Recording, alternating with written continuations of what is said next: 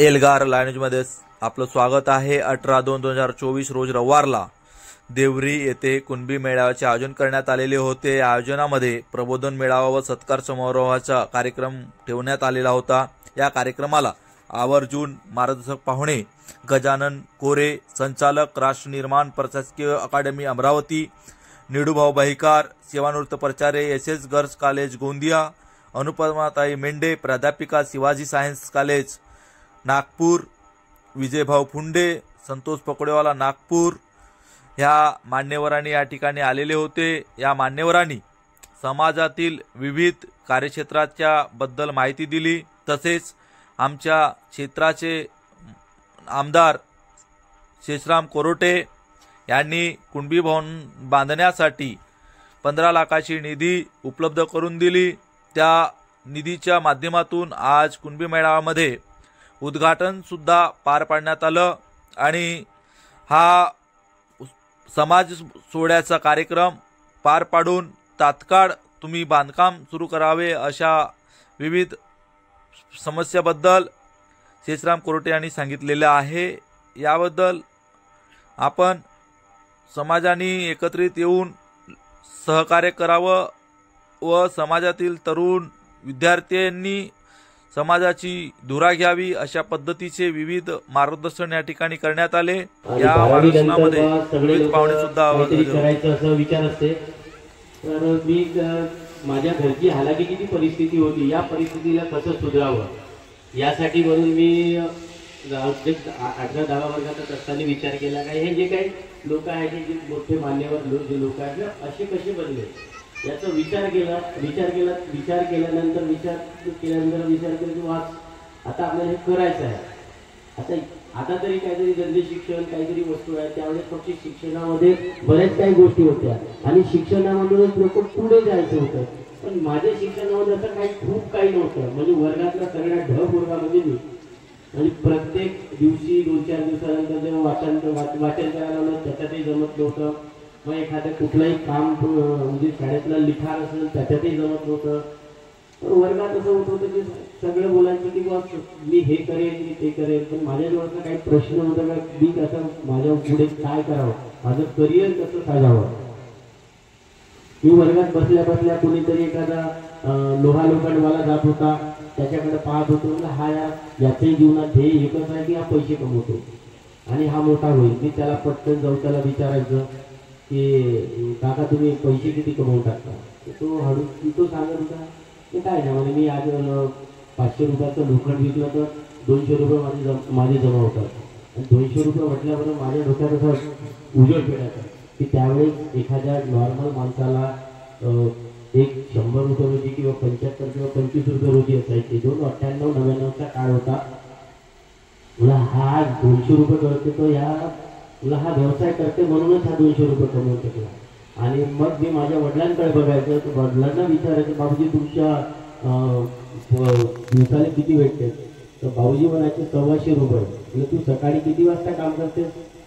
9 वाजतापासून लागतो म्हणजे कामाला आणि जवळपास 5-5:30 वाजता सुट्टी होते, 125 भेटते। त्याच वेळेस असा विचार केला का आपण नोकरी नाही करायची, आपण स्वतःचा व्यवसाय करायचा। आणि हा व्यवसाय करायचा मग त्याच्यामध्ये बघितलं की सगळ्या व्यवसायामध्ये कॉम्पिटिशन आहे आणि बट आपल्याला पण जमलं पाहिजे असा काहीतरी व्यवसाय करायचा। तर मग ते माझं कॉलेजचं शिक्षण संपलं नाही, मी स्वतः संपवलं। शिक्षण करता करता विचार केला की जर मी शिकत राहिलो आणि ग्रॅज्युएशन वगैरे झालंही त्यावेळेस आमच्या 98-99च्या काळामध्ये असं होतं की ग्रॅज्युएशन झाल्यानंतर कुठेतरी एखाद्या कंपनीला काम केलं तर त्यावेळेस 3-3.5-4 किंवा कमीत कमी 2600-2700 रुपये पगार महिन्याला भेटायचा। आणि तरी मी बऱ्याच लोकांना विचारलं की यार तुम्हाला पगार किती होते? कोणी म्हणे 1800 भेटते, कोणी म्हणे 2000 भेटते। पण मला त्याच्यात काही समाधान नव्हतं। त्याच्यासाठी मी सकाळी मॉर्निंगला दही विकायचो आणि कॉलेज करायचो। 11वी-12वी संताजी महाविद्यालयात केलं।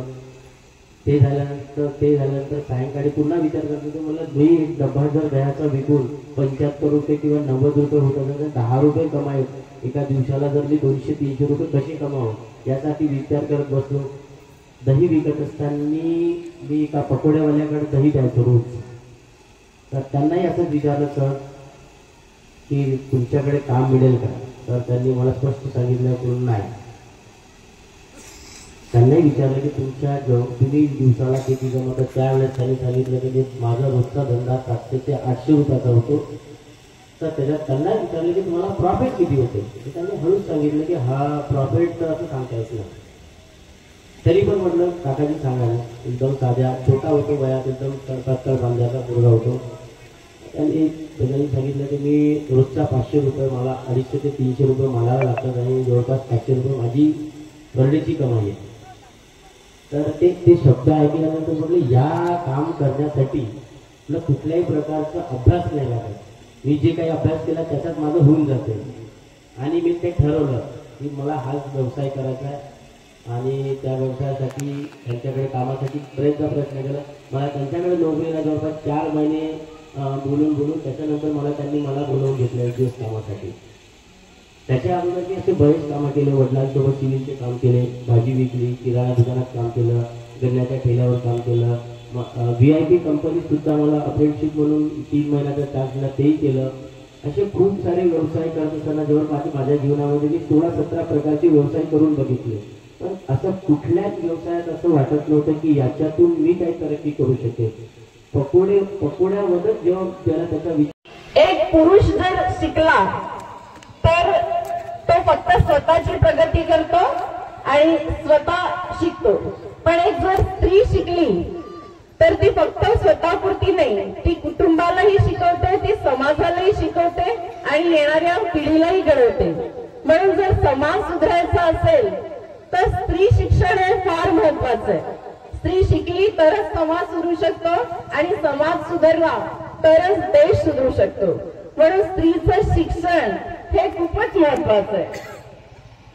आता स्त्री जेव्हा शिकते तेव्हा आपण म्हटलंच आहे की ती आपल्या कुटुंबाला सुद्धा चांगलं प्रकारे गाईड करू शकते, त्यांचं चांगलं संगोपन करू शकते, त्यांना घडवू शकते. आणि म्हणून स्त्रीचं शिक्षण हे फार महत्वाचं आहे. आता स्त्री शिकली तर समाज सुधरेल हे तर निश्चित आहे. पण फक्त शिक्षणाने समाज सुधरेल असं नाही. तर बऱ्याच अशा गोष्टी आहेत की ज्याच्यामध्ये समाजाला सुधारण्यासाठी स्त्रीला पण प्रयत्न करावे लागतील. पहिला महत्वाचा मुद्दा आहे शिक्षण आणि तो सगळ्यांनाच माहित आहे, त्यामुळे मी त्याच्याविषयी जास्ती बोलणार नाही. शिक्षण खूप महत्वाचं आहे. शिक्षण जर स्त्रीने घेतलं तर ती कुटुंबाला घडवणार आहे आणि कुटुंब घडलं तर समाज घडणार आहे, समाज घडला तर देशाची प्रगती होणार आहे. पण अशा अनेक बाकी बाबी पण आहे की ज्याच्यात स्त्रीला काम करायचंय. जसं बऱ्याचशा अंशी जो आता समाजात बदल होतोय तो सकारात्मकच आहे, पॉझिटिव्ह दिशेनेच बदल होतो आहे. आता आपण मुलगा आणि मुलगी असा भेद करत नाही. पण तरी पण कधी कधी आता माझ्या घरावर पडणारं पाणी तुमच्या घरादाराच्या अंगणामध्ये जिरते का? त्याला जिरवता का पाण्यामध्ये? त्याला मुरवता का? नाही. का बरं नाही? कारण की चिखल होतो अंगणामध्ये, हातपाय भरतात, मग साबणीने आपण हातपाय धुतो, बरोबर. आणि मग पूर्ण टाईल्स लावून टाकतो, पूर्ण विशायत सिमेंट कॉन्क्रीट पूर्ण अंगणाला, बरोबर. मग त्या घरावरचं पाणी जाईल कुठे सांगा बरं? त्याला जमिनीच्या आतमध्ये शिरूच देत नाही तुम्ही आणि बाहेर काढता त्याला एवढ्या महत्वपूर्ण अशा घटकाला. मग ते नालीमध्ये जाऊन मिळते, मग नालीमध्ये जाऊन दुसऱ्या नालीला, दुसऱ्या नालीतून तिसऱ्या नालीला, ढोडीला, नंतर नदीला, मोठ्या नदीला, नंतर महासागराला. घरचं पाणी कुठे चाललं? ते महासागरात, पॅसिफिक महासागर आणि अटलांटिक महासागर आणि हिंदी महासागरात. कुठलं पाणी? देवरीचं पाणी. आणि बोरवेल होतं पाणी लागत नाही. का बरं पाण्याला जाऊ दिलं बाहेर? करा तुम्ही फॅशन, वेगवेगळ्या प्रकारच्या टाईल्स लावा, सगळं काही लावा, पण एक कोपरा तर ठेवा पाणी मुरण्यासाठी. ठेवाल ना? कुठल्या तरी कार्यक्रमामध्ये काही ना काही प्रबोधन होत असते तेव्हा संकल्प घ्यायचा असतो. तर काय संकल्प घ्याल? मी तर म्हणेन की युवा वर्गाला सतर्क करा आणि या पर्यावरणाला वाचवा. कारण शिवाजी महाराजांनी म्हटलं होतं की एक जर झाडाची कत्तल कराल ती कत्तल एका मुलाची कत्तल केल्यासारखं होईल असं त्या काळात म्हटलेलं होतं. आणि पर्यावरणाला वाचवायचं. शेतकऱ्याला म्हटलं होतं भाजीच्या एक देठही विनामूल्याने तुम्ही देऊ नका, कारण की काबाड कष्ट करणारे तुम्ही शेतकरी आहात. त्याचा मोबदला तुम्हाला भेटायलाच पाहिजे. तर तुम्हाला संकल्प या प्रबोधनातून तुम्हाला घ्यावंच लागेल एनी हाऊ, कोणत्याही परिस्थितीत. तर येण्याचं आणि बसण्याचं आणि ऐकण्याचं काहीतरी सार्थक होईल, अन्यथा काहीच नाही. फक्त शरीराने येऊन बसणे आणि मनाने कुठेतरी भटकत राहणे आणि सोडून देणे. बरोबर, माफ कराल मला, पण ही रियालिटी आहे, ही सत्यता आहे. तर प्लीज पर्यावरणाला वाचवायचं आहे, पाण्याला जिरवायचं आहे. आणि म्हणूनच तो म्हणतो आजकाल थोडंसं पाऊस येत आणि भरपूर पूर येऊन जातो लवकर. का बरं लवकर येतो पूर? कारण की ते गावात आणि शहरात पाणी राहतच नाही, भरकर निघून जातो. भरकर नाली, नदी नाली आणि डोड्या सगळ्या फुल भरून जातात आणि पूर येतात आणि जनहानी आणि वित्तहानी होते. वित्तहानी आणि जनहानी कोणी केली? मानवानीच केली आहे, पाण्याला जिरवलंच नाही. बरोबर. झाडांना कापण्याचं काम हातात घेतलेलं आहे, जंगल कटाई होत आहे, तेवढ्या प्रमाणात जंगले लावत नाही. कसं असते, इथं गरीब समाजातले जे पोरं असतात त्याचा कॉन्फिडन्स वाढते. तर चंद्रकांत खारोडे अमरावती डेप्टी कमिशनर आहे आदिवासी विभागामध्ये, अत्यंत गरीब परिस्थिती.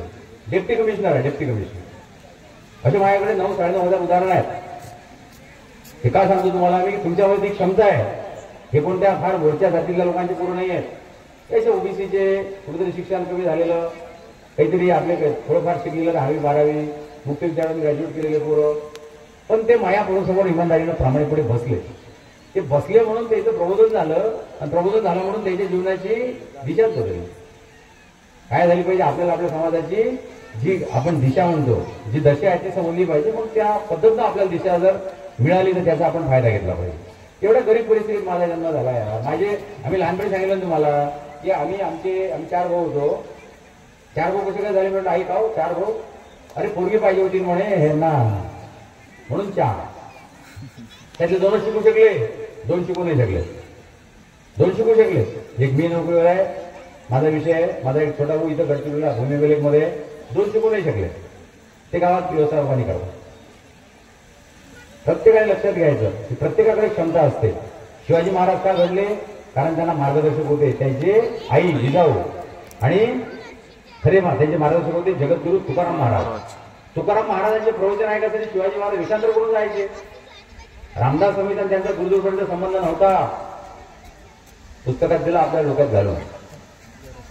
पण त्यांचं म्हणणं आहे की तुमचे माणसं मोठे होतील ना तर आम्ही त्यांच्या पाठीशी असतो, आमच्याशिवाय तुम्ही मोठे होऊ शकत नाही, असं त्यांचं म्हणणं आहे. आम्ही खोडून काढलंय ते. मला पण लोक म्हणायचे तुम्ही काय करणार आता, तुम्हाला इंग्रजी नाही येणार, मराठी नाही, तुमचे काय पुरवणार. आज चित्र बदलून टाकलं. तुम्ही धरापूरकडे अमरावतीकडे गेले तर तुम्हाला असं एक ऑफिस दिसणार नाही. तर अमरावती जिल्ह्यातलं डेप्टी हे आहे, ते कमिशनरेट आहे. प्रत्येक ऑफिसमध्ये म्हणजे 10 पोरं आहेत. प्रत्येक ऑफिसमध्ये एक ऑफिस नाही सुटलं. हे का झालं, कसं झालं, मी तुम्हाला थोडक्यात सांगितलं. एवढी सगळी क्षमता तुमच्या प्रत्येकामध्ये असते. गरज असते अशा प्रकारे ठरवायची, त्या पद्धतीनं काम करायचं. असं जर आपण ठरवलं, अशा प्रकारे जर काम केलं तर मी सांगतो तुम्हाला हे नोकरी हा विषय चिल्लर आहे. आपल्या प्रत्येक क्षेत्रामध्ये आपल्याला अशा प्रकारचे हे आपली जी नवीन पिढी तयार करायची. तर येणारा काळ हा तुम्हाला माहिती आहे खराब आहे. आपण जर दुसऱ्याच्या भरोश्यावर बसलो तर आपलं तर वारं नारळ होऊन जाईल. म्हणून आपण आपल्याला स्वतःला बनवा. स्वतःला जे आपल्या समाजातले जे लोक गायडन्स करणारे आहेत, संतोष भाऊ आहेत, वयकार साहेब आहेत, मेंढे मॅडम आहेत, जे तुम्हाला जिथे जिथे जे मिळते ते तुम्ही असं कण रूपाने जमा करायला पाहिजे. अशी आपली नवीन पिढी आपण घडवली पाहिजे. तर या पद्धतीने मी तुम्हाला सांगतो की तुमचा येणाऱ्या जे आमची नवीन आमचे मित्र कंपनी आहे त्यांनी असं काहीतरी ठरवा. सरकारी नोकऱ्या ह्या बंद होणार नाही आहेत, लक्षात घ्या. महाराष्ट्राला पुरोगामी विचाराचा फार मोठा प्रभाव आहे महाराष्ट्रावर. काही झालं तरी नोकऱ्यांचे पर्सेंटेज कमी आहे, मान्य आहे, पण मला सांगा तुम्ही शासन आणि प्रशासन चालवायला नोकरी लागतात. आणि या 2-4 वर्षामध्ये एवढे रिटायरमेंट आहेत. 1960ला 62ला झालेली भरती सगळे खाली होऊन राहिली 2-3 वर्ष. इथून 2-3 वर्ष जे आहेत ना 24, 25, 26, 27 अख्खं डिपार्टमेंट खाली आहे. म्हणजे आजपासून जर एखाद्याने म्हटलं की मला आता डेप्टी कलेक्टर व्हायचं, तहसीलदार व्हायचं आहे आणि आजच संध्याकाळी अभ्यास सुरू करायचा आहे, मला फोन आला संध्याकाळला, तरी सांगेल की उद्यापासून अभ्यास सुरू करते बाबा. पुस्तकं सांगतो तुला, अभ्यास कर, रविवारी माझ्याशी बोलत जा, काय झालं काय नाही झालं मी तुला विचारतो आणि अभ्यास सुरू कर. एका वर्षात तुझं आयुष्य बदलू शकते, एकाच वर्षात. पण मी सांगतो तसंच करावं लागेल. ते तुमच्या शाळेचा अभ्यास असेल मग तो केला आणि गेला असं नाही चालत. करायचं म्हणजे करायचं, इस्पार या उस्पार असं जर ठरवलं तर तुमच्या आयुष्याचं सोनं होऊ शकते. एवढी मोठी संधी तुम्हाला उपलब्ध आहे. एवढं बोलून मी या ठिकाणी थांबतो. पुनश्च एकदा तुम्हाला सगळ्यांना भुका लागलेल्या आहेत. तरी सुद्धा तुम्ही काय म्हणतात त्याला ते फळकं बांधलं असून पोटाले असून जुन्या काळात बांधायचे आमच्याकडे. आता फळकं बिळकं बांधून किंवा काही लोक नाश्ता घेतात तर चांगली गोष्ट आहे. म्हणजे तुम्ही ऐकलं, मला या ठिकाणी आयोजकांनी बोलण्याची या ठिकाणी संधी दिली. मी तुमचाच एक समाज बांधव आहे जो कधी म्हणजे कडल्या कुठल्या तरी विषयामुळे तिकडे गेला, आता तो पुन्हा इकडे यायची त्याची तयारी आहे. आपण सुद्धा अशा प्रकारे मला संधी द्या. मला मिळेल त्या वेळेत येऊन इकडे. आपले पोरं जे आहेत काहीच करत नाही आहेत, जे नुसतं आपले क्रिकेटच्या बॅटा घेऊन खेळत आहेत ग्राउंडमध्ये आणि ते काहीच करत नाही आहेत. त्यांचं क्रिकेटर पण होणं काही खरं नसते, कारण क्रिकेट गेममध्ये खूप भ्रष्टाचार आहे. म्हणून मी माझ्या पोराला कोणत्या गेममध्ये टाकलं माहिती आहे का तुम्हाला? सिंगल. कशात आहे कोणत्या खेळात आहे तू? सांग बरोबर, सांग बरोबर. तो शूटिंग मध्ये, अभिनव बिंद्रा जो खेळ खेळते ना तो शूटिंग मध्ये, वन मॅन शो. सांघिक खेळामध्ये या देशात काय होणार तुम्हाला सगळ्यांना माहिती आहे काय चाललंय. त्या पोरांनी सगळं विचार करून आपल्या करिअरचे निर्णय घ्या, एवढंच मी तुम्हाला सांगतो.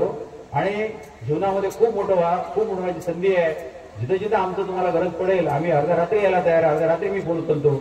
माझा फोन कधी बंदच नसतो. अर्ध्या रात्री तुमचे फोन उचलणं, तुमचे काय गायडन्स तुम्हाला लागते आर्थिक सामाजिक शैक्षणिक ती द्यायला मी आणि आमचा सगळा समाज तयार असतो. तुम्ही फक्त फायदा घ्या आणि या पद्धतीनं तुमचं पुढील आयुष्य सुखाचं जावं, समृद्धीचं जावं, आरोग्यदायी जावं असं आई जिजाऊ महापुरुषांच्या चरणी प्रार्थना करतो आणि थांबतो. धन्यवाद. जय जिजाऊ, जय शिवराम.